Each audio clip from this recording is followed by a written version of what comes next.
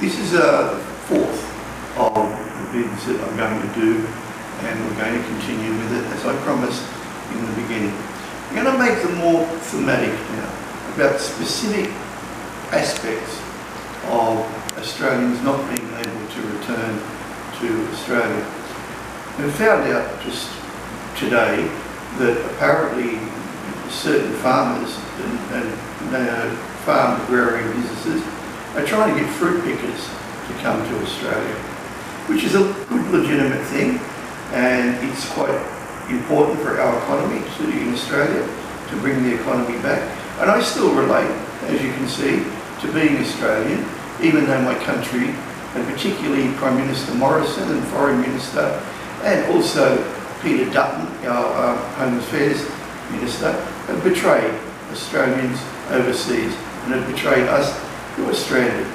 I've been stranded in Manila, as you know, for 5 months, and I came over here for 1 month on a holiday.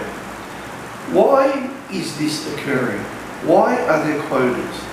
Well, I've posted this on a number of Facebook sites, but I don't think I've explained it on video.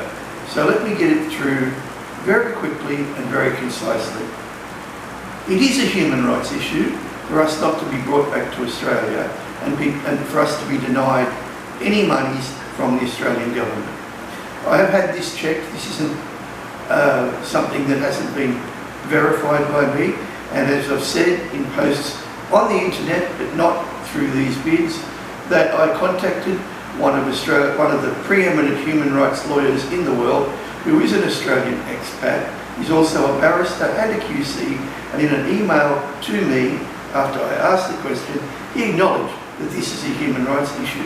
But he also mentioned that the reason why the government is getting away with this is because it doesn't become as obvious a human rights issue as it would if they closed all of the borders to tourists. Now, I ask once more, if this is a state of emergency, if our enemy, I don't read anything in our constitution, anything in our laws that says an enemy has to be human. We are fighting an enemy. We are fighting a war in Australia, throughout the world, on COVD 92019. It is an enemy.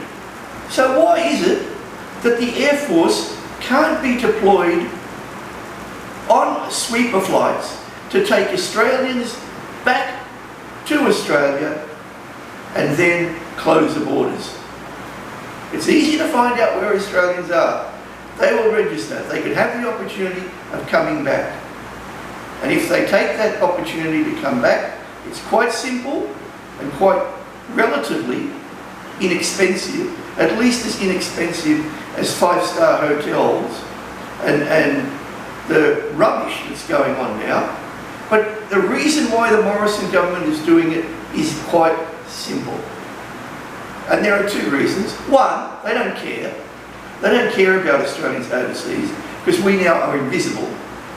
And the second reason is they know that if they open the border to 50 people per flight, Australians returning, it is much harder for any test case against them, any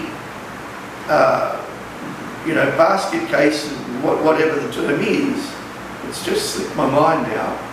But they know it's much easier for any case, any class action against them to win if they say, in their whole way, their whole lying, mendacious way, oh, we are letting Australians return home.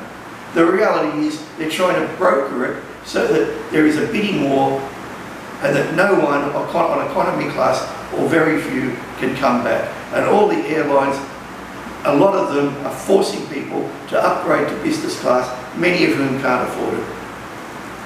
Thank you.